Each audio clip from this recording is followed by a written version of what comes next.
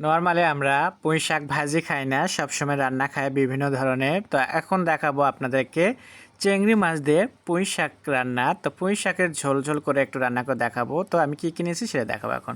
তো এখানে পুঁই শাক নিয়েছি আমি রান্নার জন্য করে, সাথে হলো পেঁয়াজ কুচি, কাঁচামরিচ কুচি অলরেডি আমি কড়াই নিয়ে নিচ্ছি আর দিয়ে দিচ্ছি তেলে।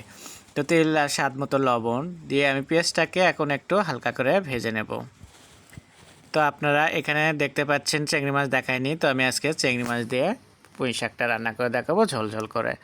তো এখানে একটু আদা রসুন বাটা আমি দিচ্ছি, যেহেতু আমার এটা রান্না হবে। আর হলুদ পাউডার দিচ্ছি, সামান্য মরিচ পাউডার দিচ্ছি। তো আপনারা ভাবতেছেন যে এভাবে আবার পুঁই শাক খায় নাকি, তো আপনারা একটা বার এইভাবে পুঁই শাকটা রান্না করে দেখেন, তাহলে আপনারা আর ভাজি খেতে চাবেন না। আসলেই তাই, ভাজির স্বাদ হয় না। তো এখানে রসুন কুচি আর হলো চিংড়ি মাছ আমি দিচ্ছি কুচি করে।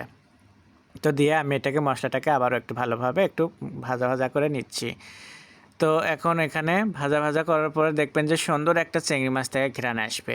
এই ঘ্রাণটাকে পুরো শাক আপনার একদম মজাদার একদম করে ফেলাবে। আর যেটা ভাজি করলে আমার কাছে বলবো যে আমরা ভাজি তো খাই না, বাট স্বাদ পাই না ভাজিতে, এর জন্য করে আমরা কখনোই ভাজি করি না।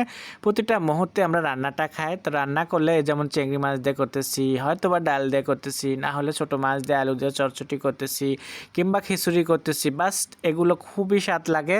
তো শাকটাকে দেখতেই পারছো, ঢাকনা দিয়ে আমি কিছুক্ষণ রেখে দিয়েছিলাম। এখন এলাকার শাকটাকে একটু কমে আসছে।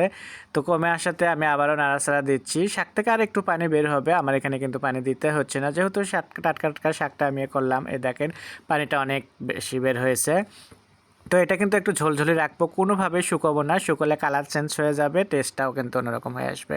তো এটা ঝোলঝোল খেতে কিন্তু খুবই ভালো লাগে। তো আশা করি আপনাদের ভালো লাগবে। আপনাদের কাছে কেমন লাগলো সেটা অবশ্যই জানাবেন। আর যারা বলবো যে আপনারা এভাবে রান্না না করে খাইছেন, অবশ্যই একবার হলেও আপনারা রান্না করে দেখেন, তাহলে বলবো যে ভাজির চেয়ে এটাকে 1000 গুণ ভালো হবে। তো রান্না শেষ, এখন পরিবেশন করে দেখাবো। পরিবেশনে যদি এরকম বাটি হয় তাহলে আরও কীরকম লাগে আপনাদের কাছে বলুন তো। সো সবাই ভালো থাকুন।